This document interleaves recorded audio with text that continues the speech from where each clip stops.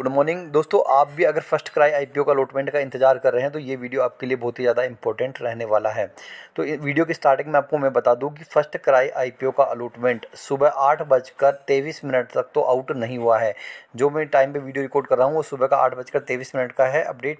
तो मैं यहाँ पर अगर लिंक्डइन टाइम की वेबसाइट को रिफ्रेश करता हूँ तो यहाँ पर फर्स्ट क्राई यानी कि ब्रेन 20 कंपनी का यहाँ पर कोई नाम नहीं है, यानी कि अलॉटमेंट अभी आउट नहीं हुआ है। ना ही किसी के पास में बैंक का डेबिट या क्रेडिट का प्रोसेस स्टार्ट हुआ है, ना ही किसी का यहाँ पर रिफंड हुआ है।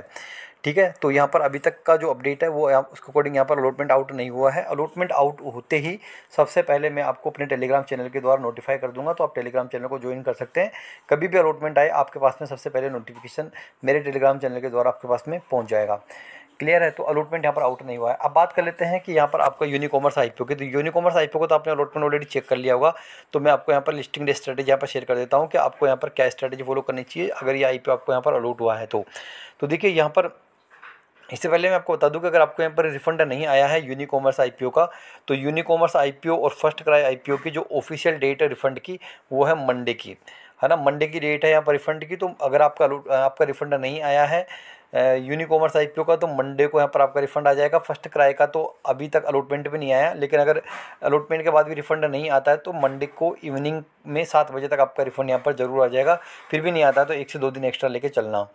ये तो रिफंड की बात हो गई। अब बात कर लेते हैं यहाँ पर हम स्ट्रेटेजी की। तो यहाँ पर देखिए यूनिकॉमर्स का आईपीओ जिनको अलॉट हुआ है सबसे पहले उनको कॉन्ग्रेचुलेशन मैं आपको इसलिए बोलूँगा क्योंकि यहाँ पर जो ग्रे मार्केट प्रीमियम है इसका सबसे पहले ग्रे मार्केट पे जाते हैं। तो जो इसका जो ग्रे मार्केट प्रीमियम है वो यहाँ पर 60 रुपीज़ का चल रहा है। तो ग्रे मार्केट भी यहाँ पर काफ़ी पॉजिटिव है, यहाँ पर 55 से 60 रुपये हो चुका है। यानी कि यहाँ पर हमें जो लिस्टिंग है वो यहाँ पर लगभग 55% के प्रीमियम पर होती हुई दिखाई दे रही है। यानी कि लगभग आपका 15,000 रुपये इन्वेस्टेड है तो यहाँ पर आपके लगभग 8,000 रुपये के आसपास का प्रॉफिट होता हुआ यहाँ पर सीधा सीधा इस ग्रे मार्केट को देखता हुआ यहाँ पर हमें नज़र आ रहा है, अगर इसके अकॉर्डिंग लिस्टिंग होती है तो, है ना। तो सबसे पहले कॉन्ग्रेचुलेशन जिनको यहाँ पर यूनिकॉमर्स का आईपीओ अलॉट हुआ है। अब क्या स्ट्रेटेजी आपको फॉलो करनी चाहिए, आपको होल्ड करना चाहिए या सेल करना चाहिए, वो आपको क्या करना चाहिए आगे मैं समझा देता हूँ। तो देखिए दोस्तों, यहाँ पर सबसे पहले मैं आपको बताऊं कि कंपनी के अंदर अगर आपको यहाँ पर लिस्टिंग पर अच्छा आपको लिस्टिंग गेन मिलता है 50%, जैसे हमने बताया कि 50% से लेकर 60% के बीच में लिस्टिंग गेन मिल जाता है आपको। लिस्टिंग गेन के हिसाब से पैसा लगाया तो मैं तो ये बोलना चाहूँगा कि यहाँ पर लिस्टिंग गेन लेके निकल जाना सबसे बेस्ट रहेगा लॉन्ग टर्म के हिसाब से। यहाँ पर मुझे कंपनी इतनी ज़्यादा बेटर नहीं लग रही कि आप यहाँ पर लॉन्ग टर्म के हिसाब से बने रहें। कंपनी का जो इशू साइज़ है वो भी यहाँ पर काफ़ी छोटा है और यहाँ पर कंपनी का एयूएम वो भी काफ़ी छोटा है ना। तो जो लिस्टिंग गेन मिल रहा है वो लिस्टिंग गेन लेके यहाँ पर निकल सकते हैं। लेकिन अगर आप यहाँ पर लॉन्ग टर्म के हिसाब से रहना चाहते हैं कि यार मुझे तो यहाँ पर लिस्टिंग गेन लेके नहीं निकलना, होल्ड करना है, तो फिर हमें कंपनी के फंडामेंटल और फाइनेंशियल भी यहाँ पर चेकआउट करने होंगे। कंपनी के फंडामेंटल फाइनेंशियल हमें तब चेकआउट करने होते हैं जब कंपनी को हम लॉन्ग टर्म के हिसाब से होल्ड करते हैं 2 साल 3 साल 4 साल के लिए। अगर हमें लिस्टिंग गेन लेना है तब हमें इतना ज़्यादा कंपनी को ओवरव्यू करना नहीं होता।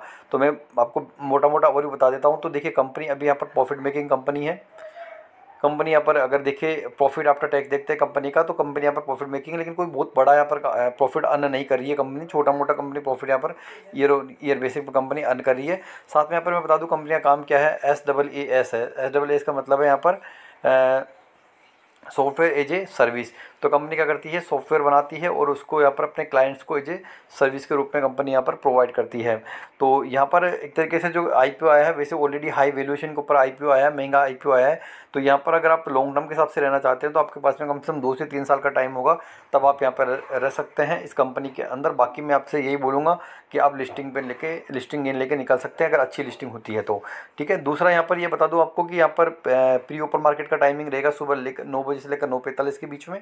तो अगर आप प्री ओपन मार्केट में निकालना चाहते हैं अपने शेयर्स को तो उसमें भी निकाल सकते हैं और 10 बजे भी आप यहाँ पर निकाल सकते हैं। तो मैं यहाँ पर इसके जो लिस्टिंग की डेट है वो है ट्यूसडे की, मंगलवार की इसकी लिस्टिंग की डेट है। तो ट्यूसडे को सुबह मैं 8:30 बजे लाइव आऊँगा। सुबह 8:30 बजे का मेरा टाइम है।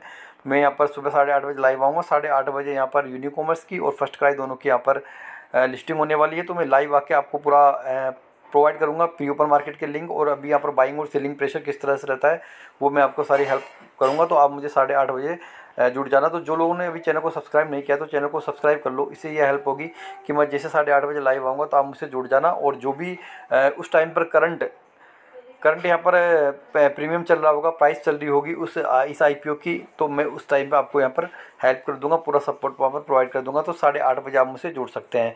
तो ये